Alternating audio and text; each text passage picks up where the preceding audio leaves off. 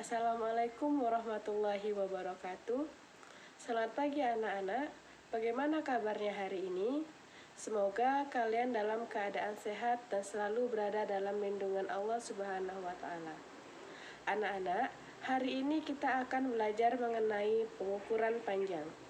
Baiklah anak-anak, sebelum kita mulai pelajaran, alangkah baiknya kita mengetahui tujuan dari pembelajaran terlebih dahulu. Tujuan pembelajaran hari ini adalah siswa dapat menyatakan satuan panjang yang dapat digunakan dengan paling sedikit 2 satuan baku dengan tepat. Nah, anak-anak, setelah mengetahui tujuan pembelajaran kali ini, marilah kita memasuki materi pembelajaran. Pertama-tama, Ibu ingin bertanya, apakah kalian tahu apa pengukuran itu? Pengukuran adalah penentuan besaran dimensi atau kapasitas, biasanya terhadap suatu standar atau satuan ukur. Tadi kalian sudah mengetahui bahwa pengukuran adalah penentuan besaran terhadap satu standar atau satuan ukur. Karena sekarang kita mempelajari panjang benda, maka kita akan mempelajari alat ukur panjang. Alat ukur panjang ada 2 macam, yaitu alat ukur baku dan alat ukur tidak baku. Alat ukur tidak baku adalah alat ukur yang digunakan secara tradisional atau berdasarkan kebiasaan saja. Contohnya, kita mengukur menggunakan jengkal tangan, langkah kaki, atau depa. Sedangkan alat ukur baku adalah alat ukur yang satuannya digunakan secara internasional, contohnya sentimeter, meter, kilometer, milimeter, dan sebagainya.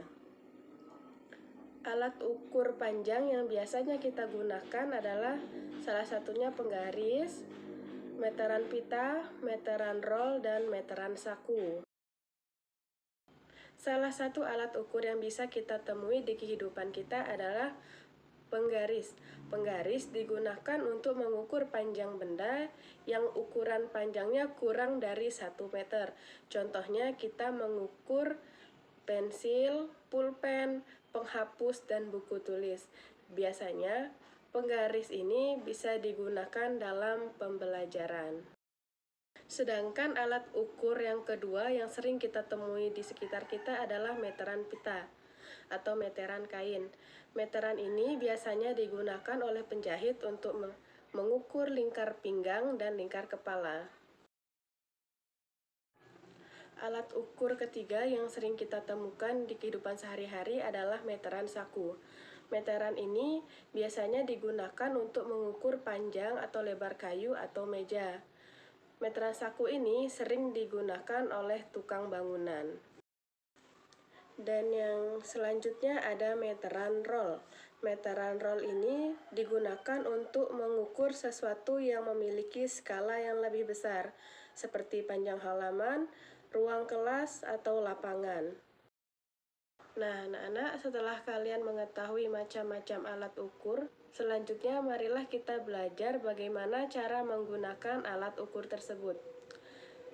Cara menggunakan alat ukur tersebut hampir sama, yaitu dengan meletakkan salah satu ujung benda tepat di angka 0 pada alat ukur, sedangkan ujung lainnya diukur panjangnya dengan melihat skala yang tertera pada alat ukur tersebut. Untuk lebih jelasnya, kalian bisa perhatikan gambar pada layar. Di sana ada gambar penghapus dan gambar penggaris. Pada gambar di atas, ditunjukkan bahwa ujung penghapus berada di angka 0, sedangkan ujung penghapus lainnya ada di angka 3.